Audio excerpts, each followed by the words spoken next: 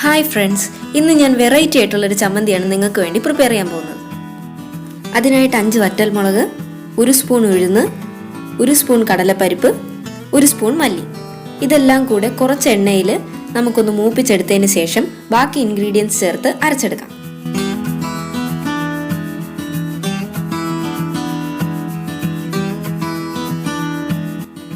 മൂത്ത് വന്ന മസാലയിലേക്ക് 2 കഷ്ണം വെളുത്തുള്ളിയും 1 ചെറിയ കഷ്ണം ഇഞ്ചിയും ചേർക്കാം.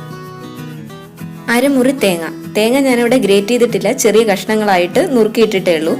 2 പച്ചമുളക്, അര സവാള, കുറച്ച് പുളി, ഇതെല്ലാം മസാലയിലേക്ക് ആഡ് ചെയ്യാം.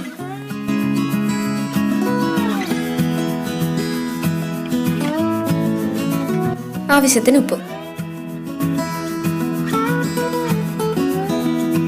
ഇനി ഇതെല്ലാം നല്ലപോലെ ഒന്ന് അരച്ചെടുക്കാം. ആവശ്യമാണെങ്കിൽ മാത്രം കുറച്ച് വെള്ളം ചേർത്ത് കൊടുക്കാം. അങ്ങനെ വെറൈറ്റി ആയിട്ടുള്ള നമ്മുടെ ചമ്മന്തി റെഡി ആയിട്ടുണ്ട്. ഈ ചമ്മന്തി നമുക്ക് ചൂട് കഞ്ഞി, ദോശ, ഇഡലി, പിന്നെ പൊതിച്ചോറിൻ്റെ കൂടെയൊക്കെ നല്ല ബെസ്റ്റ് കോമ്പിനേഷനാണ്. എല്ലാവരും വീട്ടിൽ ട്രൈ ചെയ്ത് നോക്കുക.